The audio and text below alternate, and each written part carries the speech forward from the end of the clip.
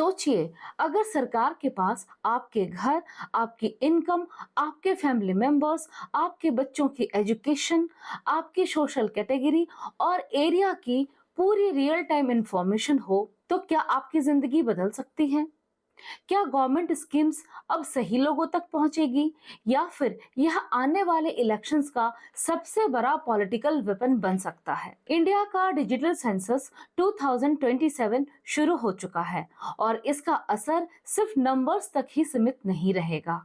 यह आपकी रोजमर्रा की जिंदगी से लेकर इंडिया की पॉलिटिक्स तक सब कुछ बदल सकता है। आज इस वीडियो में हम समझेंगे आम आदमी को क्या फायदा होगा, पॉलिटिक्स पर क्या इम्पैक्ट होगा और क्या यह वोट बैंक का नया गेम है। नमस्कार, मैं हूं डॉक्टर नीता और यहाँ हम सिर्फ हेडलाइंस नहीं, हेडलाइंस के पीछे का सच, स्ट्रेटजी और भारत पर उसका इम्पैक्ट फियरलेस तरीके से डिकोड करते हैं। Welcome to global affairs with doctor Nita.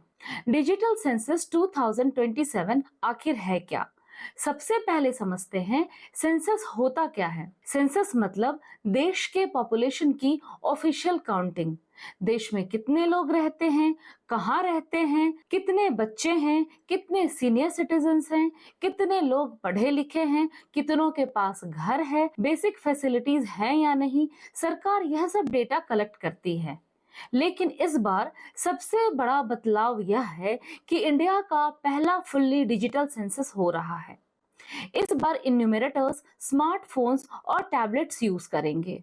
कुछ हाउस होल्ड्स खुद भी ऑनलाइन सेल्फ इन्यूमरेशन कर सकते हैं।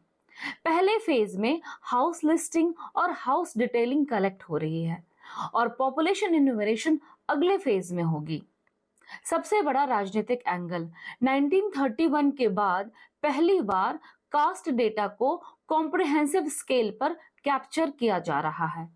यानी यह सिर्फ पॉपुलेशन काउंट नहीं, यह इंडिया का डिजिटल सोशल मैप है। आम आदमी पर इम्पैक्ट, गवर्नमेंट स्कीम्स। अब सबसे बड़ा सवाल, आम आदमी को क्या मिलेगा? सबसे बड़ा इम्पैक्ट होगा वेलफेयर स्कीम्स पर। आज भी कई लोगों को ration, pensions, scholarship, PM Awas Yojana या हेल्थ बेनिफिट्स नहीं मिलते। क्यों? क्योंकि डेटा आउटडेटेड होता है। लास्ट सेंसस 2011 में हुआ था, फिर 2021 में होना था, बट कोविड की वजह से नहीं हो पाया। सोचिए, 15 सालों में कितनी चीजें बदल चुकी हैं। अब अपडेटेड डेटा के बेसिस पर सरकार देख पाएगी कि किस एरिया में गरीबी ज्यादा है, कहाँ बेरोजगारी ज्यादा है, कहाँ वुमेन लिटरेसी कम है, कहाँ हाउसिंग शॉर्टेज है। इससे स्कीम्स सही जगह टारगेट होंगी। Second, better planning. दूसरा बड़ा फायदा इंफ्रास्ट्रक्चर प्लानिंग पर होगा। Schools, hospitals, roads, metro, water supply सब पॉपुलेशन डेटा पर डिपेंड करता है। अगर किसी सिटी की पॉपुलेशन तेजी से बढ़ी है तो उसी हिसाब से स्कूल्स और हॉस्पिटल बढ़ाए जा सकते हैं। इसका डायरेक्ट फायदा आम पब्लिक को मिलेगा। Third, privacy concern. लेकिन हर चीज पॉजिटिव नहीं है। एक बड़ा सवाल प्राइवेसी का भी है। इतना पर्सनल डेटा डिजिटल फॉर्मेट में कितना सेफ रहेगा?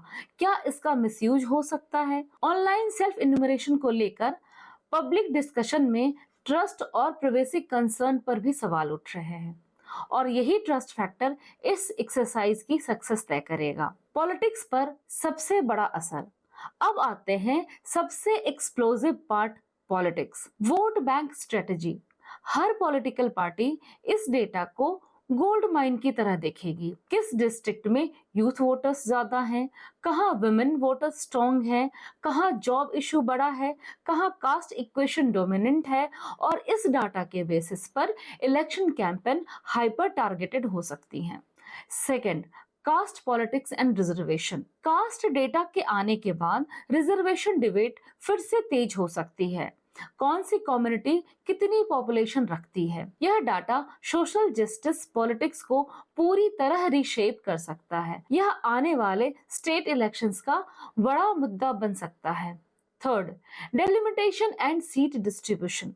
सबसे बड़ा पॉलिटिकल इम्पैक्ट हो सकता है सीट डिस्ट्रीब्यूशन पर। फ्यूचर में लोकसभा और assembly seat delimitation fresh census data पर बेस्ड हो सकती है।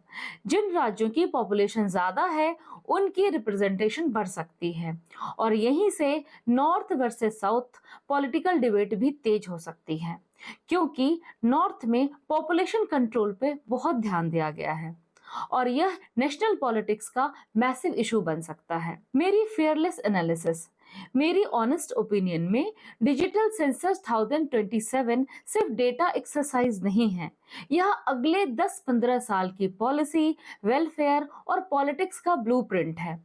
अगर इसका इस्तेमाल पब्लिक वेलफेयर और डेवलपमेंट प्लानिंग के लिए हुआ तो आम आदमी के लिए गेम चेंजर होगा, लेकिन यह सिर्फ वोट बैंक टारगेटिंग और नैरेटिव बिल्डिंग का टूल बन गया तो ट्रस्ट इशू भी बढ़ सकते हैं। आपको क्या लगता है, क्या डिजिटल सेंसस 2027 आम आदमी के लिए वरदान साबित होगा या फिर पॉलिटिक्स का नया वेपन? कमेंट सेक्शन में अपनी राय जरूर लिखिए और वीडियो पसंद आए तो लाइक, शेयर और सब्सक्राइब जरूर करें global affairs with doctor Neeta को। मैं ऐसे ही जियोपॉलिटिक्स और इंडिया इम्पैक्ट एक्सप्लेनर देकर आती रहूंगी। जय हिंद।